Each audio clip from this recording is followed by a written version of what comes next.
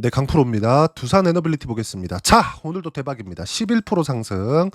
본장 시세는 한 10% 정도로 끝났고, 그리고 장 끝나고 나서 한 1에서 2% 정도 추가적으로 상승이 나와서 지금 11%대 상승 구간을 만들어가고 있습니다. 일단 보유하신 분들 축하드리고요. 결론, 매도하는 거 아니다. 그리고 우리는 고가를 잡을 수 없다. 이거 기억하시고요. 그리고 두산 에너빌리티를 보는 과정에서 이제 요렇게 보시는 분들이 있을 겁니다.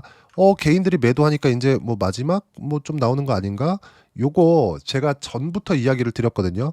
외국인들 뭐 이제 매도하니까 이제 뭐 개인들이 뭐 오고 뭐 추격 매수하고 뭐 요렇게 예상하지 마세요. 이거 아닙니다. 수급은 중요하지만 중요하지 않다 그랬어요. 왜 그랬습니까? 불특정 다수의 선택이 주가의 상승을 만드는 건데, 이 불특정 다수의 선택이 어떤 걸 기반해서 만드는 거냐?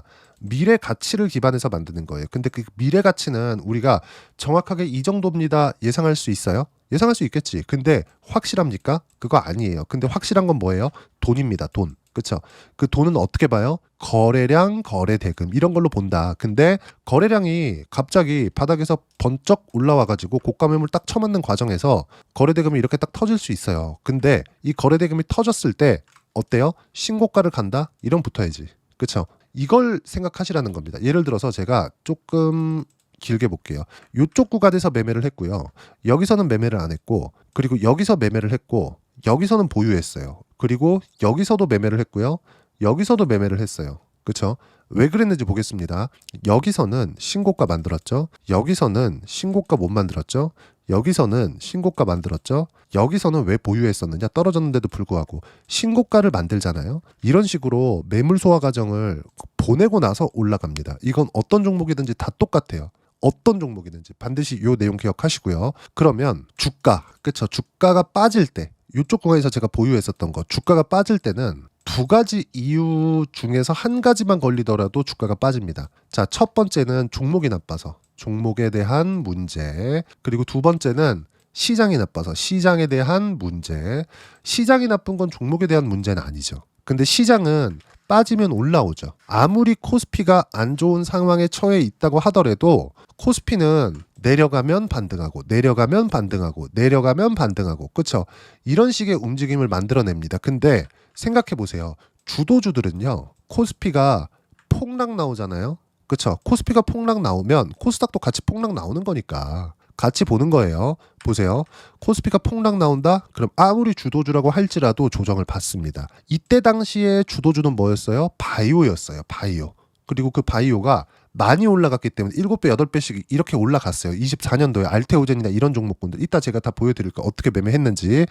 그 종목군들이 아직까지 시세를 유지해서 지금도 저는 바이오를 주도주라고 부릅니다. 그러면 그쵸? 지금은 뭐예요? 4월달에 시장 폭락 나왔죠. 이때 당시에는 미증시가 폭락하는 상황이 있었어요. 왜? 관세 때문에. 그러면서 너무 많이 빠지니까. 요거는 미증시 보면서 이야기할까요?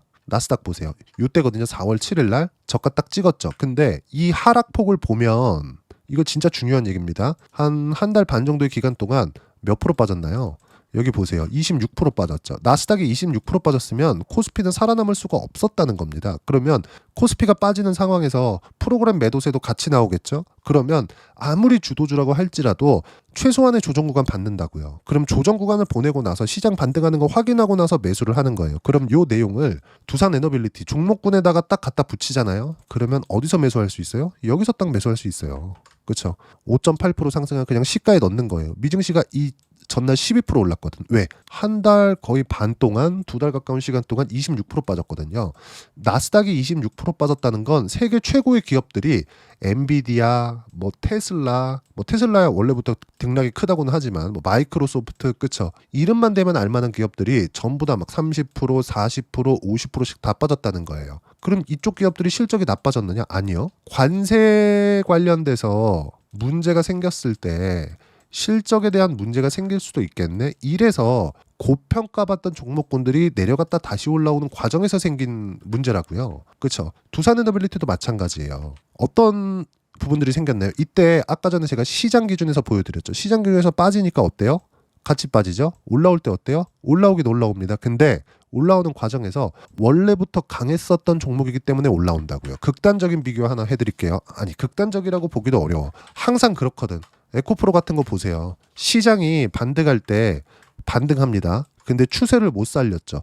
내리고 올라오면 고가에서 매물 쳐맞고, 내리고 올라오면 고가에서 매물 쳐맞고, 내리고 올라오면 고가에서 매물 맞고, 내리고 올라오면 고가에서 또 매물 맞아요. 아까 전에 제가 코스피 이야기 드리면서 뭐라 그랬나요? 내리고 올라오고 내리고 올라오고 내리고 올라오고 내리고 올라오고 내리고 올라올 때 고가를 딱 뚫고 올라오면 여기부터 지지받고 가는 거예요, 이제. 그쵸? 근데 많이 빠졌었던, 조금 길게 볼까요? 에코프로처럼 많이 빠졌었던 종목군들이 올라가는 게 아니라 어떻게 되나요, 이거? 그쵸? 이미 추세를 돌려놨었던 종목이 3배가 올라버렸어요. 그쵸? 많이 빠졌으니까 이제 안 빠지겠지. 그거 아니라고. 예상하지 말라는 게 여기서 나오는 겁니다. 그리고 더 강한 움직임을 보일 수 있는 게, 제가 아까 전에 수급에 대해서 이야기 잠깐 드리고 수급 관련돼서 이야기 안 드리고 있죠. 그리고 전에도 제가 말씀드린 바가 있어요. 종목별 투자자, 즉 수급 관련해서 외국인들이 사는지 안 사는지, 이거 그렇게 중요하지 않다. 올라갈 때가 되면 당연히 외국인들이 붙게 되어 있고, 그리고 시가총액이 이제 하루에 막 몇 조씩, 그쵸, 뭐 2조 3조씩 이렇게 올라가다 보니까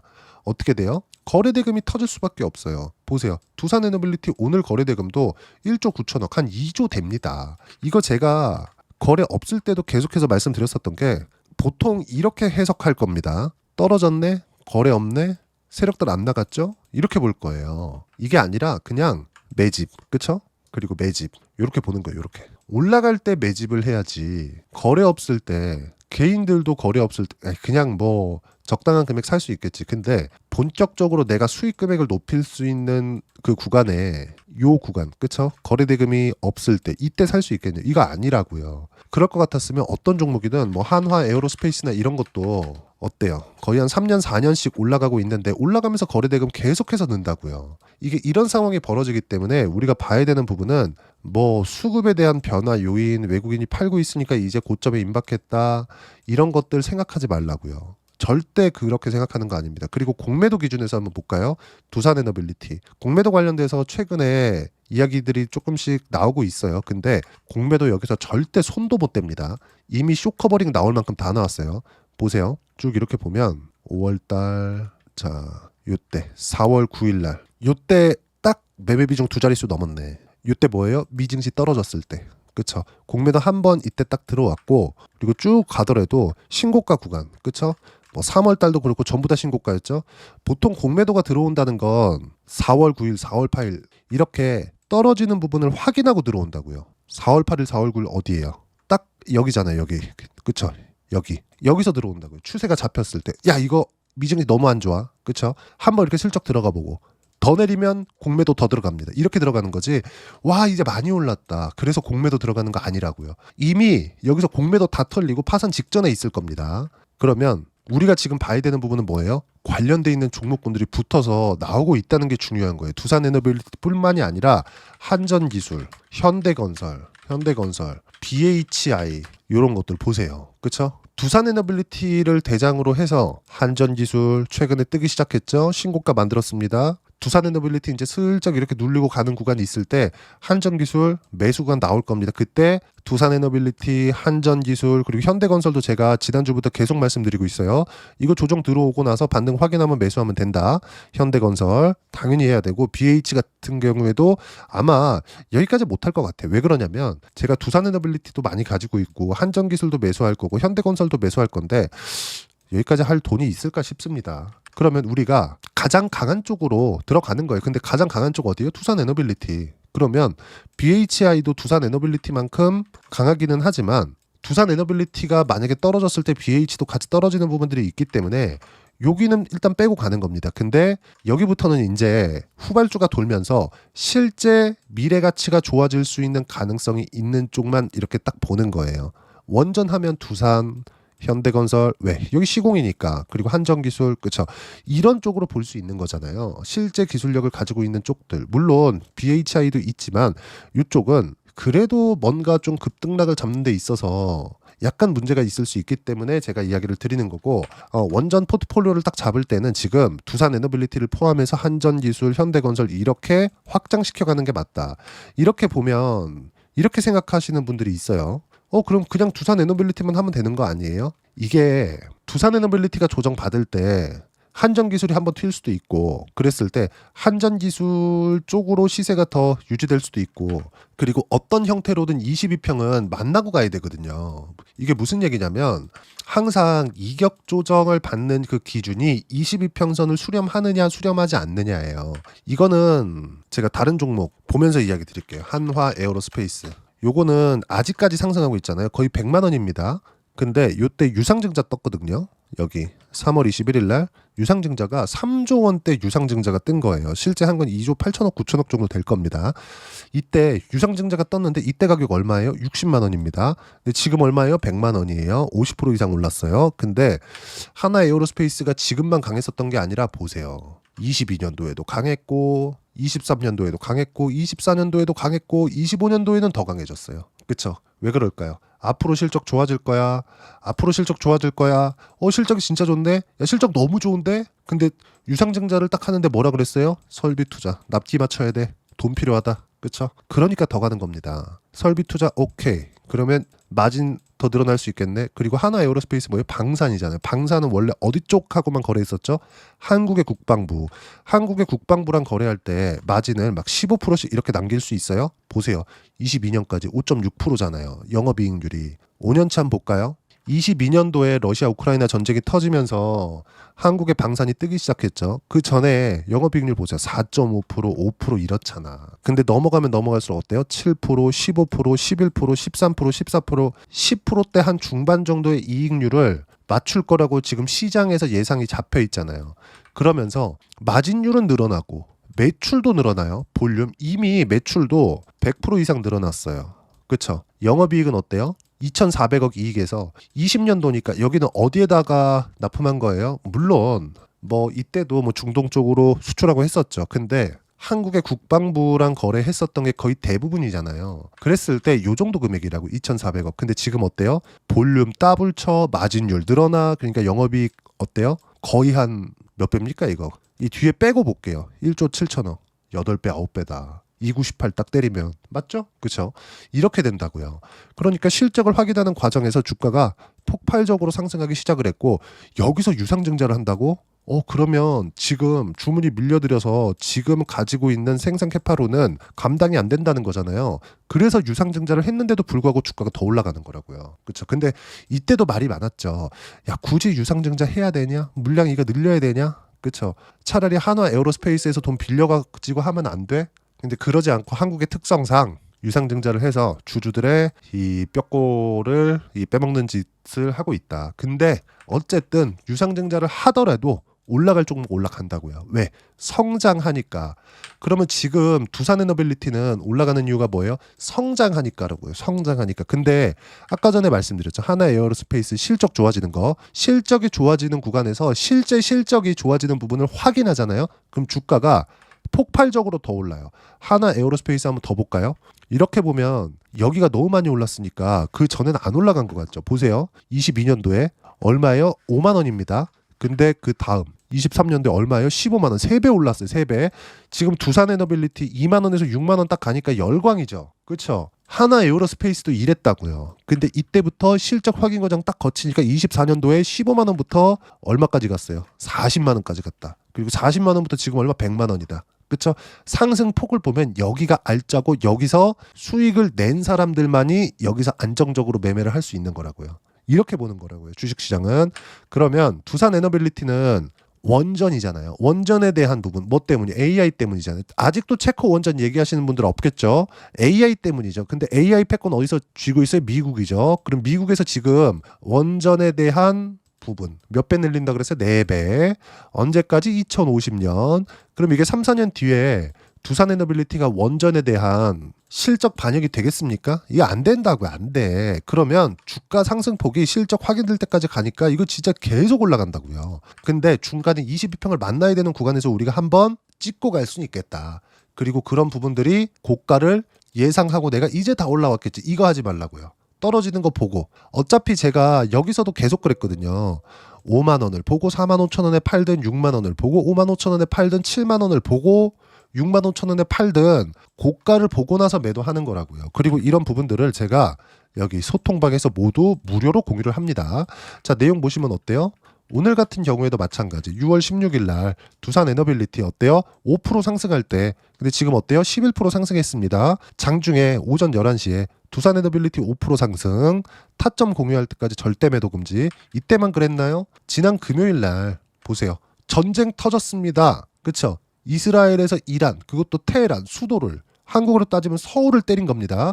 근데 유가 급등, 나스닥 선물 급락, 코스피 하락 전환. 두산에너빌리티 포함 보유 종목은 몽땅 보유해라. 근데 어때요? 안 빠졌잖아요. 그쵸? 물론 빠지긴 빠졌지. 한 2% 빠졌는데 요 정도 빠질 수 있는 거 아닙니까? 그쵸? 제가 말하는 건 뭐예요? 변화 요인이 있다고요. 그리고 맞아야 될 때. 요때거든요. 6월 10일 날, 6월 10일 날도 보면 쭉 올려서 제가 보여드릴게요. 6월 10일 날도 쭉 이렇게 보면 자 보세요. 6월 10일이죠? 어때요? 두산 에너빌리티 이격이 벌어진 상태라 4에서 5% 이상 조정받을 수 있다. 이번 조정은 버텨야 된다. 타점 공유할 때까지 매도 금지. 몽땅 보유하면 된다. 언제? 6월 10일 날 47,300원일 때 지금 얼마? 6만 넘었다. 그쵸? 맞아도 버텨야 될 때가 있고 피해야 될 때가 있습니다. 이런 부분들을 소통방에서 무료로 공유를 해드리고 있고요. 소통방에서는 이런 식으로 주도 섹터에 대해서는 매일매일 체크를 하고 있으니까 구독과 좋아요 눌러주시면 무료 입장 가능하고요. 입장 링크는 여기 010-8713-1916으로 구독이라고 문자 보내주시면 소통방 입장 링크 순차적으로 공유를 해드리도록 하겠습니다. 자 그러면 소통방에서 진행하는 내용 똑같이 따라 했을 때 어느 정도까지 수익 구간 만들어낼 수 있는지 자 실제 제가 두산 에너빌리티를 24년도부터 공략했습니다. 이거 언제예요? 신고가 확인했죠? 예상한 거 아니에요. 이때 당시 수익 4%대밖에 못 봤습니다. 쭉 내려서 보여드릴게요. 언제예요? 4.28% 어때요? 24년 7월달 7월 18일 요때 체코 우선역삼 대상자 선정이 처음 나왔을 때입니다. 그쵸? 4%밖에 수익 못 봤다고요. 근데 신고가 못 만들었죠. 신고가 만들었죠. 이때까지 기다린 거라고요. 이 구간에서 가슴앓이 한 것도 아니야. 올라오면 산다. 올라오면 산다. 올라오니까 샀죠. 그리고 여기서 시장에 대한 하락 때문에 나온 거. 그리고 확인하고 매수 구간 잡았고 이미 100% 이상의 수익 구간. 그리고 실현시킨 것만. 그쵸? 매도하고 다시 매수간 잡았죠? 어때요? 67%의 수익 구간. 이 모든 내용들 소통방에서 무료로 공유를 합니다. 이것뿐만 아니죠. 한화 오션이나 이런 종목군들도 보면 어때요? 신고가를 확인하고 나서 매매를 했다고. 그런 결과 57% 언제? 2월 5일 날. 그리고 나서 조선주도 삼성중공업을 거쳐서 그쵸? 삼성중공업 여기서 했죠? 여기서도 매매했죠? 24년도에도 이때 뭐예요? 신고가. 그러면 이때 하나오션 끝나고 나서 삼성중공업으로 가서 17% 수익 구간 만들었죠. 그리고 지금은 뭐라고 있어요? 한국조선해양. 그쵸? 다시 신고가 매수 7% 그리고 또 샀는데 이미 10% 가까운 수익 구간.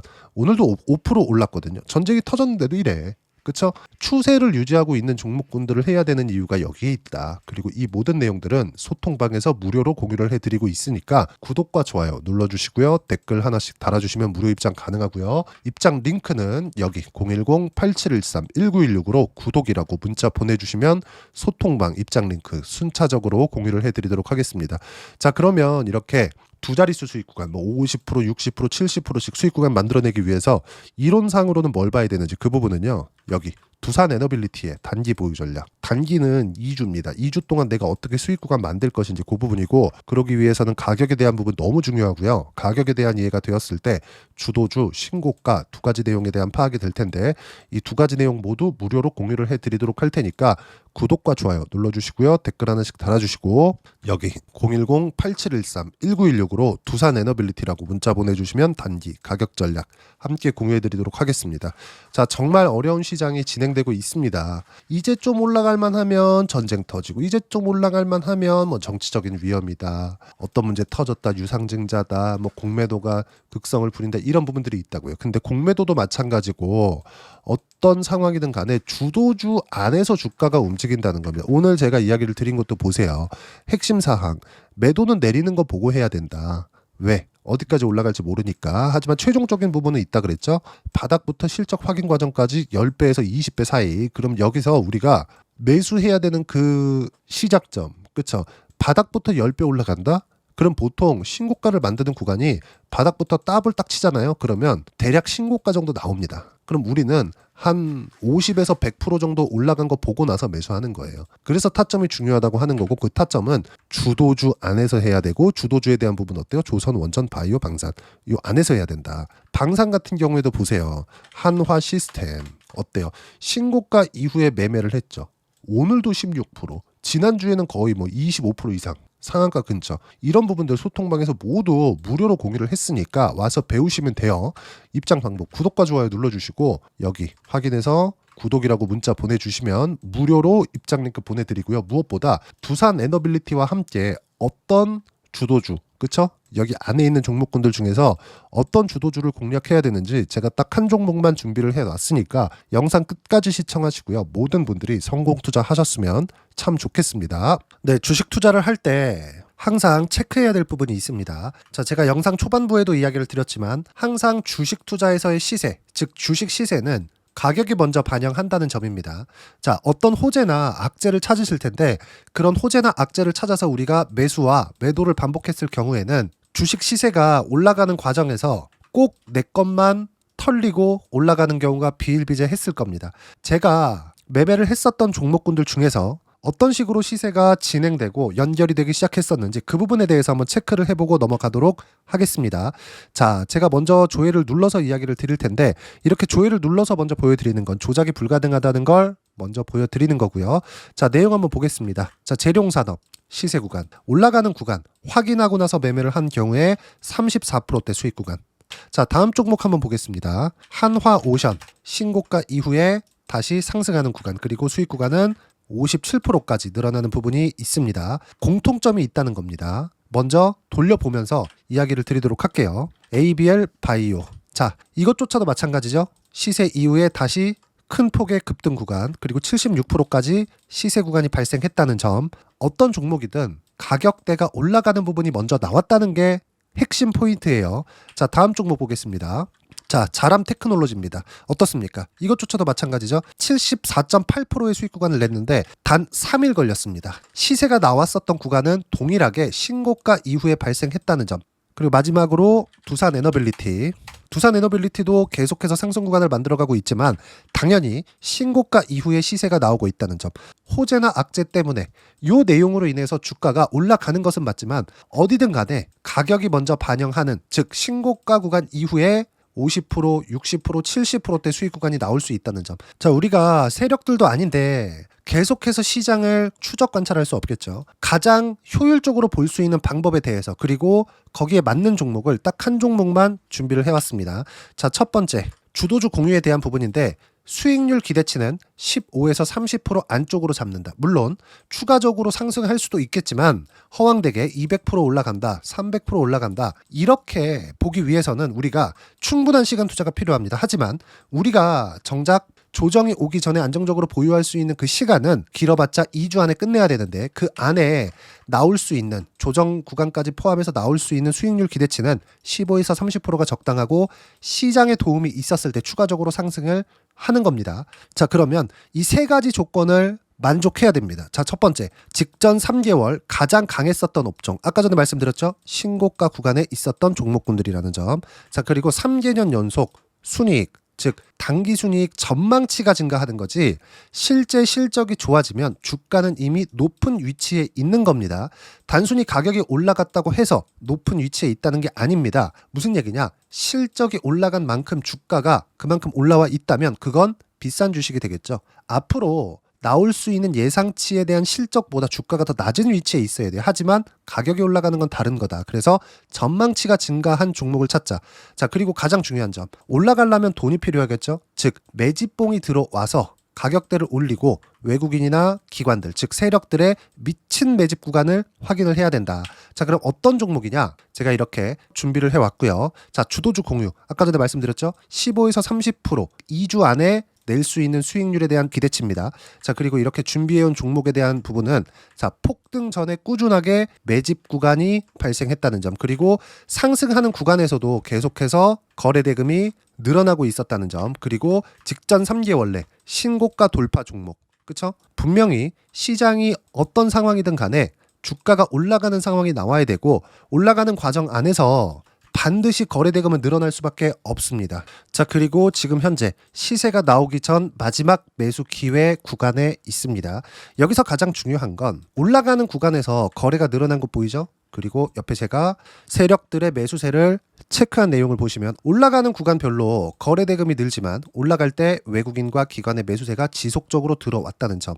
이 구간에서 제가 종목만 드릴 수도 있겠지만 어떤 식으로 타점을 잡고 매매를 해야 되는지 소통방에서 함께 진행을 하고 있고요. 소통방은 모두 무료로 진행하고 있습니다. 물론 종목만도 따로 드리겠지만 등락하는 과정에서 어떻게 타점을 잡아야 되는지 그런 부분 소통방에서 진행하고 있으니까 여기 010-8713-1916으로 주도주라고 문자를 보내주시면 제가 강프로의 소통방도 함께 초대를 해드리면서 지금 2주 안에 15에서 30% 수익률에 기대되는 주도주를 공유해드리도록 하겠습니다. 자, 항상 어려운 주식시장이지만 제가 준비한 이 종목 받아가셔서 모든 분들이 큰 수익 내셨으면 좋겠습니다.